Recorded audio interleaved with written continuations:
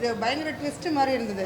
அதாவது ரொம்ப சீரியஸாக ஏதோ நடக்க போகுது அப்படின்னு நினைக்கிற சமயத்தில் ஒரு இயற்கையான காட்சி அமைஞ்சுது, ஒரு நல்ல ஒரு இது தெரிஞ்சுது.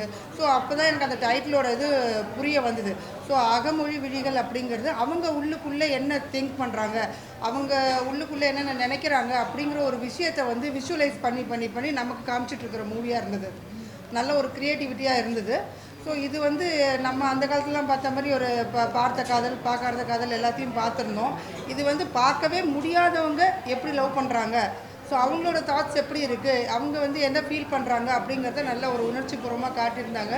பட் ஆனால் இந்த எனக்கு அந்த ஒரு ரொம்ப அந்த கொடூரமானதெல்லாம் பார்க்கும்போது அதை பார்த்து ஏற்றுக்கிற பக்குவம் நமக்கு வரலைங்கிறதுனால கொஞ்சம் கஷ்டமாக இருந்தது. அந்த மாதிரி சீன்ஸ் எல்லாம் பார்க்குறதுக்கு கொஞ்சம் கஷ்டமாக இருந்தது. ஸோ அதுதானே தவிர மற்றபடி ஃபிலிம் வாஸ் எண்ட். ஃபஸ்ட்டு ஸ்டார்டிங்கில் வந்து எங்களுக்கு கொஞ்சம் புரியாத மாதிரி தோணுது. இது என்ன படம் எடுத்திருக்காங்கன்னே புரியலையே, நம்ம எதை கொண்டு போகிறாங்கன்னே புரியலன்னு. பட் லாஸ்ட் கிளைமேக்ஸில் சொல்லும்போது நம்மளே போயிட்டு எதுக்குடா இவ்வளோ நேரம் அதை காமிச்சிட்டு இருந்தப்போ இந்நேரம் அவனை எதாவது பண்ணியிருக்கலாமா அப்படின்ற மாதிரியான விஷயமா கொண்டு போய் முடித்த மாதிரி இருந்தது.